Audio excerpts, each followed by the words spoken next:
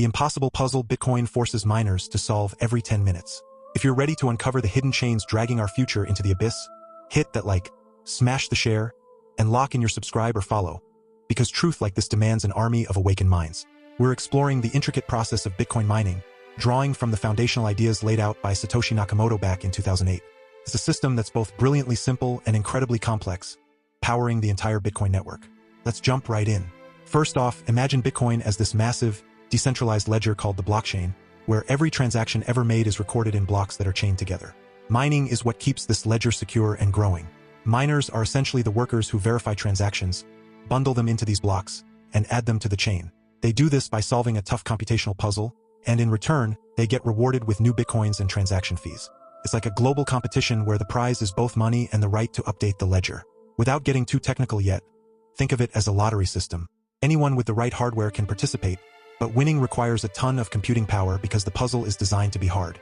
The network adjusts this hardness automatically to keep things steady, aiming for a new block every 10 minutes. This ensures the system stays reliable, no matter how many people join or leave the mining game.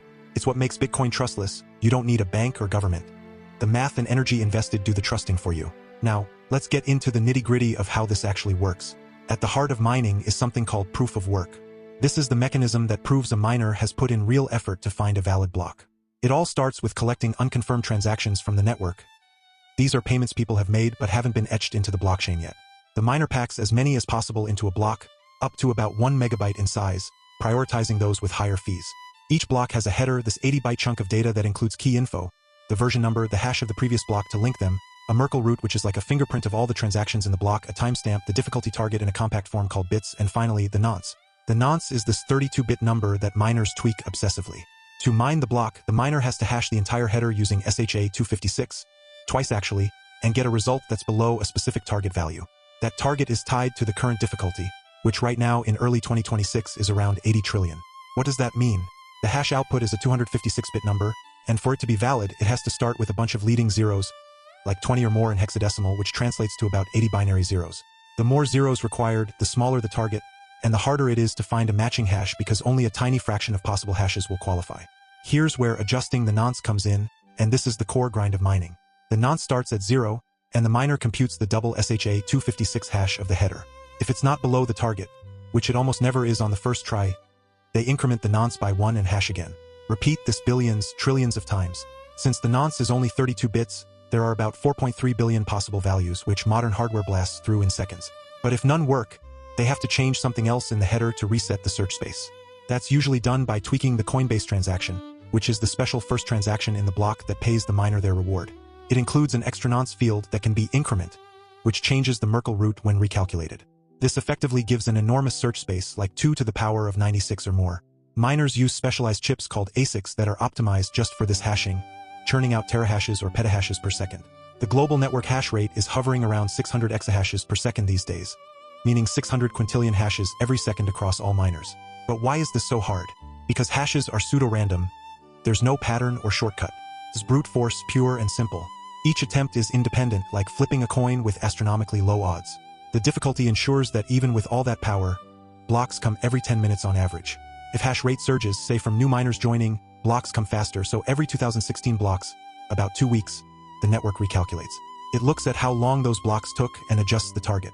If it was less than 20,160 minutes total, difficulty goes up, making the target smaller, requiring more leading zeros.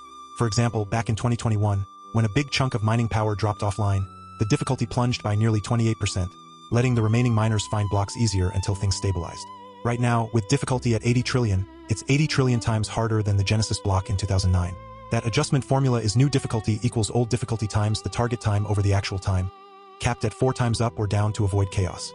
Once a miner finds that golden nonce, the hash with enough leading zeros, they broadcast the block to the network. Nodes check everything. Is the hash valid? Are transactions legit, no double spends? Does it build on the latest chain? If yes, they add it and tell others. But sometimes 2 miners find blocks almost simultaneously, creating a fork. The network follows the longest chain rule. Whichever gets built upon first wins, and the other becomes an orphan. This probabilistic consensus gets stronger with each new block on top. After 6 confirmations, it's basically set in stone. Diving deeper into the themes here, proof of work isn't just about mining. It's a profound way to achieve consensus in a trustless environment. It turns electricity and hardware into security, making it expensive to attack. A 51% attack, where someone controls over half the hash rate to rewrite history, would cost billions and likely crash the value, so it's self-deterring. Environmentally, it's controversial. Bitcoin guzzles about 150 terawatt-hours a year, but that drives innovation in renewables, like using excess hydro or solar in remote spots. On the economic side, it bootstraps the currency fairly. No pre-mine, just compete to earn. It aligns incentives, miners secure the network to protect their rewards. But it also centralizes over time, with big pools dominating, though anyone can still join a pool for proportional shares. Adjusting the Nonce embodies this. It's democratic in theory, but scales demand elite hardware. Thematically, it's about solving the Byzantine generals' problem, coordinating untrusted parties without a leader. The Nonce hunt is the work that proves honesty, verifiable by anyone with a simple hash check. Prevents spam and ensures scarcity, with only 21 million bitcoins ever. Let me pull out some key insights from the original design. The system is described as one where the CPU power of the majority is controlled by nodes that are not cooperating to attack the network, emphasizing that honest nodes will outpace attackers. Another core point: the incentive may help encourage nodes to stay honest. If a greedy attacker is able to assemble more CPU power than all the honest nodes, he would have to choose between using it to defraud people by stealing back his payments or using it to generate new coins. This is all about game theory. The cost of dishonesty outweighs the gain. And on the difficulty, to compensate for increasing hardware speed and varying interest in running nodes over time, the proof-of-work difficulty is determined by a moving average targeting an average number of blocks per hour. If they're generated too fast, the difficulty increases. Wrapping this up, if you're curious about how money can be digital, secure, and borderless, Bitcoin mining is the beating heart of it. Whether you're a tech enthusiast or just dipping your toes into crypto, understanding the Nonce adjustment and difficulty shows why this invention endures. Give it a think. Maybe even try running a node or joining a pool simulation. Keep mining. Stay free.